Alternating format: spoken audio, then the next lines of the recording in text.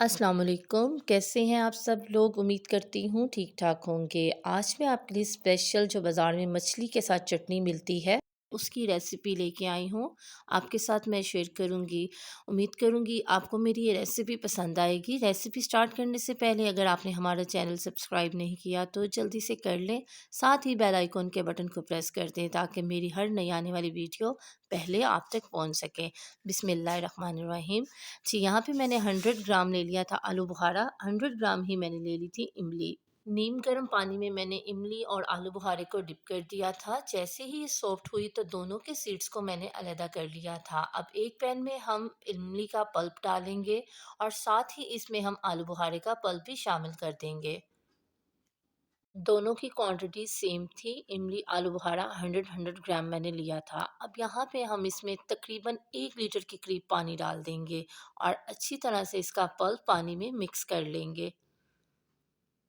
Flame मैंने on कर लिया है। हाई टू मीडियम फ्लेम में हम इसे कुक करेंगे। अब हम इसमें स्पाइसेस ऐड कर लेते हैं। सॉल्ट डाला है, आप अपने टेस्ट के मुताबिक डाल सकते हैं। 1 टीस्पून मैंने इसमें लाल मिर्च का पाउडर डाला है।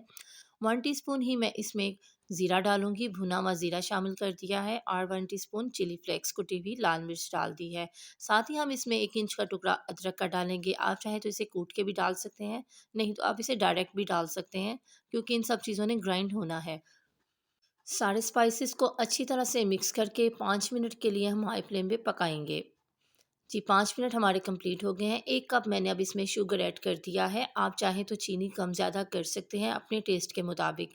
अगर आपको ज़्यादा खट्टी लगे तो आप इसको मीठा करने के लिए और चीनी डाल लें और गुड़ भी शामिल कर सकते हैं।